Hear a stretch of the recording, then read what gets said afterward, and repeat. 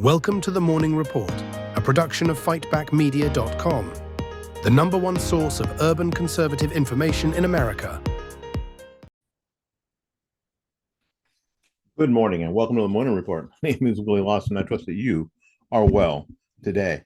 You know, it's with all the chaos, and there is chaos. I mean, you just have to admit that what's happening is chaotic for sure. What's really happening is that Trump's winning. And this is the part that a lot of people on the left absolutely they know it and they hate it so much because Trump is winning.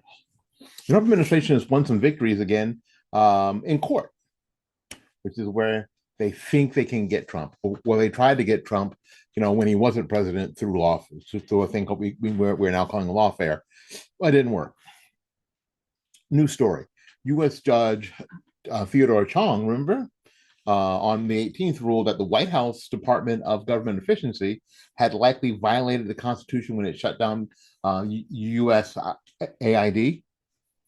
This came as a result of a lawsuit filed by more than 24 current and former USAID employees and contractors challenging the Trump administration's move. The judge issued a preliminary injunction against DOGE and ordered the agency to restore employees' access to email, payment, and other electronic systems. He further barred the agency from taking further actions against employees while the matter was being litigated. Well, the Trump administration filed an emergency motion for a stay pending appeal.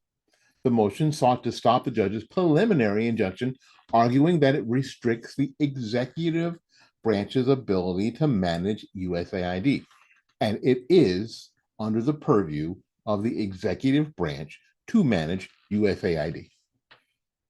The White House characterized Chung's ruling as an overreach that would disrupt USAID's operations by preventing Jeremy Lewin, who is now the chief operating officer for USAID, from carrying out his duties. The administration contended that the injunction should be paused to allow Lewin to perform his duties. It argued that the court's inclusion of Lewin in the injunction because of his previous role as a DOGE team lead lacks legal basis and causes irreparable harm by freezing the agency's functions. The White House further insisted that Elon Musk, the head of DOGE, or the DOGE initiative, is not an officer under the appointments clause, which means he does not need to have been approved by the Senate. The administration pointed out that Musk does not, and this is something I think is really important for people to understand, that Musk does not possess the formal authority to make binding decisions. He can't fire anybody. He only serves in an advisory capacity to President Trump. That's why all the stuff you're seeing that's happening to Tesla dealerships and all that kind of stuff is stupid. And people are saying that, Elon Musk. Well, no, he's in an advisory capacity. And we've mentioned here on this program right here 1,000 times that here's the deal. The deal is that presidents have advisors. They always have. The only difference now is that you know who it is. You know who's advising them. You know the call they're making, right? You know the advice they're giving. There is something that has not existed to this level. Is transparency. Anyway, the administration attorney argued that the lower court made a mistake by equating Musk's influence with a legal authority that he does not possess. The motion details how the president has broad discretion when it comes to foreign policy decisions. USAID functions fall within that authority. The Fourth Circuit sided with Trump administration, issuing a stay on the lower court's injunction that will remain in place until the close of business on Thursday, which is the end of the month. This comes, after the Fourth Circuit stayed another injunction against Trump's efforts to purge the federal government of the whole DEI nonsense. In another victory for the Trump administration, the Ninth Circuit Court of Appeals slapped a stay on a judge's order of forcing the White House to begin admitting refugees again. This came after the White House filed another emergency motion to put a pause on the lower court's preliminary, it's a hard word, preliminary injunction. The court granted Trump's administration request to halt most of the injunction. This allows the White House to pause the refugee admissions for those who applied after January 20th. However, the president will still have to process those who were conditionally approved for refugee status before that date. Of course, the battle is far from over. These cases, along with other Democrats have filed to hamper the Trump agenda, will likely make it to the Supreme Court. It's going to be a mess. There is chaos happening. We just have to be able to understand there's chaos and function inside that chaos to the best of our abilities. We'll be back after the fun stuff.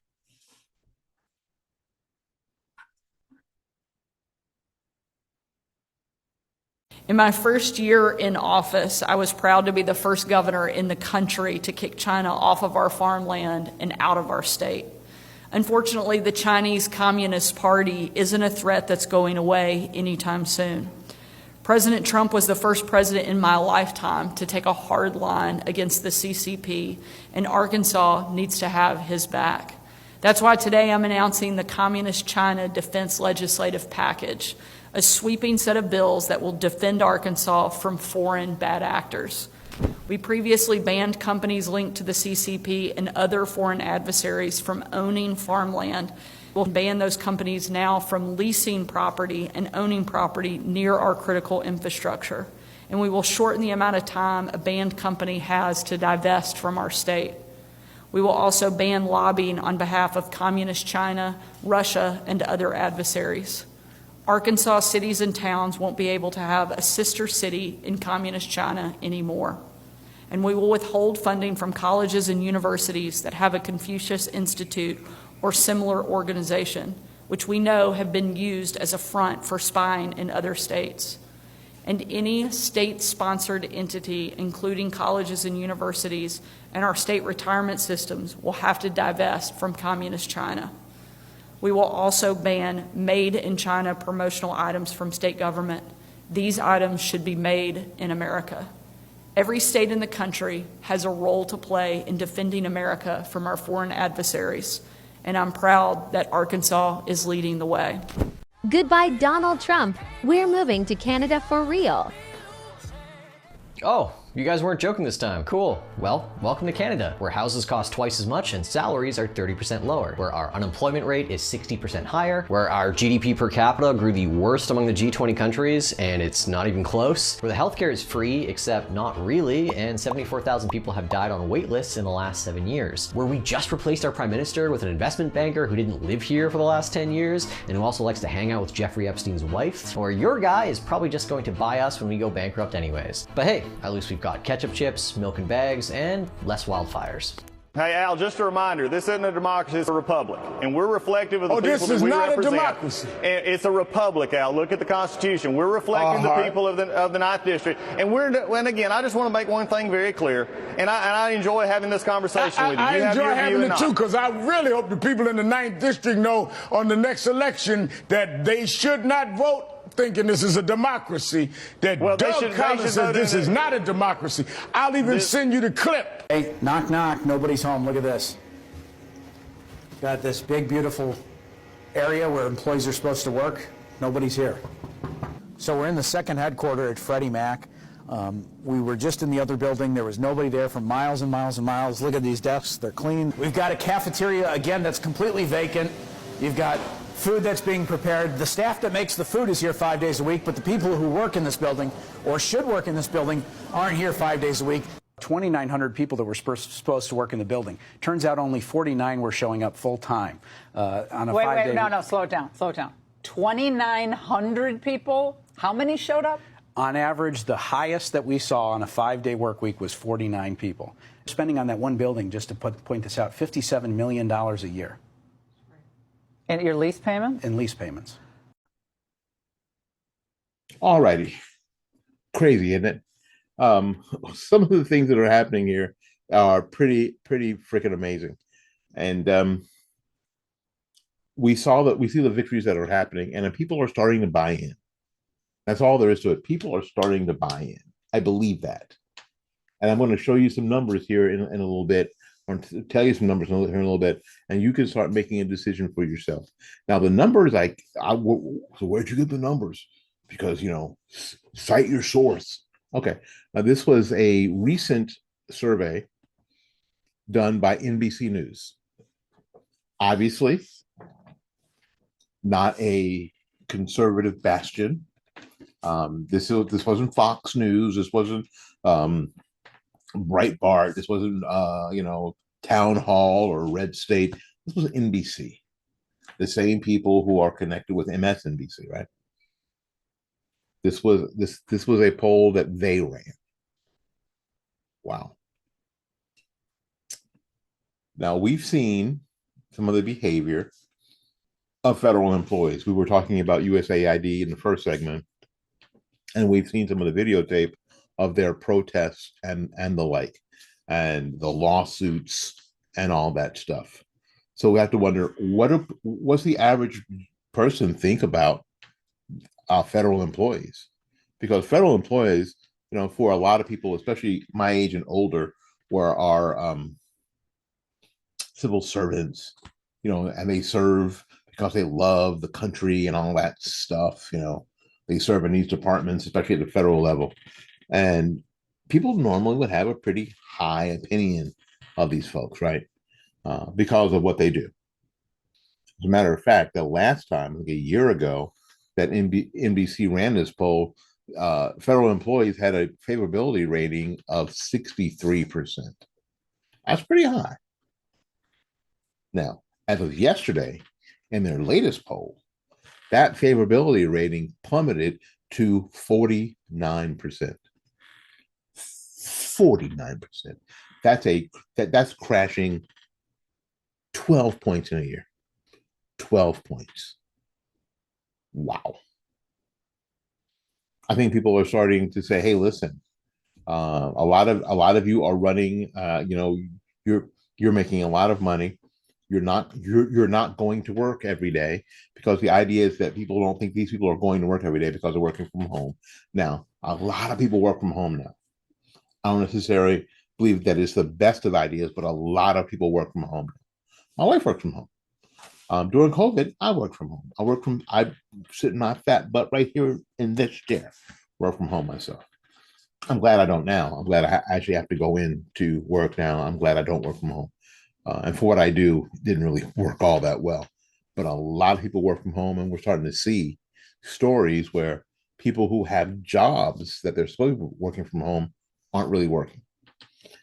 People who aren't doing all they could and making a lot more money than some people think they should make. So that favorability rating in a year has dropped from 63% down to 49%, a 14-point drop. At the same time, our friend Elon Musk, leading the DOGE initiative, the Department of Government Efficiency initiative, was a lot of people's darlings, a year ago, with a favorability rating of like 37%. It's pretty good for a billionaire who's kind of weird, right? But the dude runs a car company and rocket company and satellite internet that actually friggin' works, right? Just rescued, his company just rescued a couple of restaurants from outer space, from orbit, not really outer space, but from orbit, right? From the International Space Station. His favorability rating last year was 37%. And with all that's going on, and his involvement with Donald Trump and the campaign and the salute, his favorability rating is now 39%. It actually went up 2 points. While government employees' favorability dropped 14 points. 14 points. JD Vance's favorability also rose 2 points. Could have had something to do with his back and forth with President Zelensky in the White House Oval Office. Could have been something about that. Could have been, I don't know. But his favorability rating is also up 2 points from 39% to 41%. Democrat Party. A year ago, while you were getting rid of Joe Biden and pumping up Kamala Harris, favorability rating of 39%, which is pretty good for a political party. Americans don't really like political parties at this point. Really don't. Because there's too much hypocrisy in political parties. But 39% wasn't bad. Democrats, after all this happened, getting spanked by Donald Trump, and your continuous craziness with people like Jasmine Crockett and Elizabeth Warren and AOC and Bernie Sanders and on and Al Green, on and on and on. As of yesterday, in the new NBC poll, their favorability has dropped to 27%. So when they're trying to tell you that America is with them, America is so not with them at all. Down to 27% in a year. That's a 12-point drop. Wow. That's appreciable. That's something that you can see. Something that you should be able to feel. America does not think the Democrat Party is going in the right direction. This is an indictment upon the Democrat Party. A 12-point drop in a year? Wow. Now, Republicans, don't be dancing. Don't be dancing. Although you did not drop from 38% favorability last year to a 39% favorability this year, basically held up by ex-Democrats like Donald Trump and Tulsi Gabbard. Come on now. And Elon Musk. And we did a video about how does it seem that, well, I guess I did it on TikTok. How does it seem that ex-Democrats have made the best Republicans? Interesting, isn't it? And now, yes, the person you've been waiting for, because we were hearing that people don't like Donald Trump now. People aren't happy with Donald Trump. Well, you know what? People are starting to trust the plan. In November of 24, when he was elected president, he had a favorability rating of 41%. He won the popular vote. He won the Electoral College, with a favorability rate of 41%. All right. And right now, his favorability rating is 46%. It's up since November. It's up 5 points in this NBC News poll. People are starting to get it. People are starting to get it. And people are starting to see through the chaos. People are starting to see through the chaos. The Democrat Party, their favorability is down to 27%. And so the answer they think, and this is even the title of the article that shows this poll, while its voters, it's 27%, they think the answer is to fight Trump harder. As a matter of fact, Jasmine Crockett said that she's not interested in legislation. She's just interested in stopping Trump. She's not interested in legislation. She's not really interested in representing her district. Not interested in bringing the bacon home, like for so many people who are in the House of Representatives. She's interested in one thing and one thing only: stopping Trump. Now, I'm not really sure. I don't know. I don't live in her district in Texas. I don't know, but maybe you can tell me. Do you think that that should be her prime directive over representing the people in her district? Or does she think that she's representing the people in her district?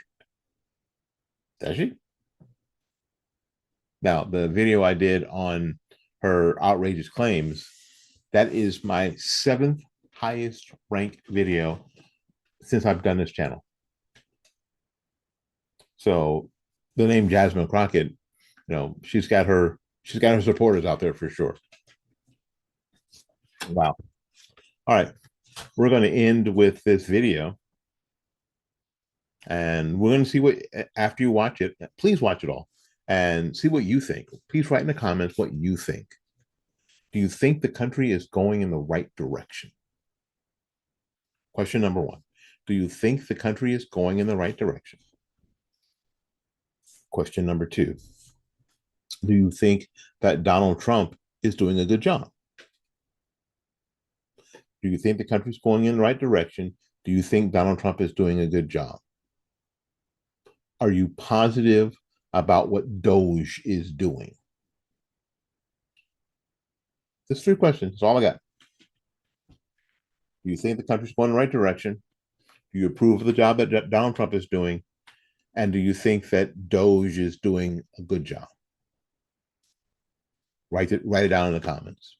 Anyway, we got to get out of here, make room for somebody else. So watch the video, and until we see you again, go out there and learn something, love somebody, and for goodness sakes, y'all take care of yourself. We will see you when we see you. Bye-bye now. First of all, the mood of the country. This really jumped out. We ask folks, is it on the right direction or the wrong direction? That 44% you say right direction, that's up since November. And if that doesn't seem like a lot, the last time it cracked 40%, you got to go back to 2012. The last time it actually hit 44 or higher, January of 2004. So a lot of this is Republicans, but independents, that number is also up since the election on the direction of the country.